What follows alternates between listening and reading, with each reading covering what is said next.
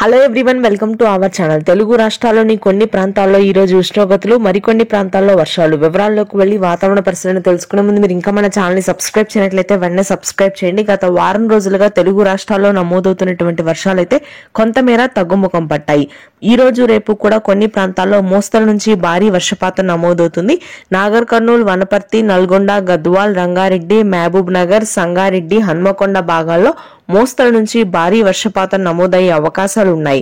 హైదరాబాద్ నగర వ్యాప్తంగా కూడా పలు భాగాల్లో నవంబర్ 8వ తారీఖు వరకు కూడా మోస్తరు వర్షపాతం ఉంటుంది. ఎల్బీ నగర్, వనస్థలీపురం, ఆదిబట్ల, గట్టికేసర్, బిఎన్ రెడ్డి, దిల్సుఖ్ నగర్, ఉప్పల్, బోడుప్పల్ ప్రాంతాల్లో మోస్తరు నుంచి భారీ వర్షపాతం నమోదవుతుంది. ఈ వర్షాలు 3-4 రోజుల పాటు కొనసాగే అవకాశం ఉంది. షార్టెడ్ రైన్స్ మాత్రమే ఉంటాయి, మోస్తరు వర్షాలు ఉంటాయి.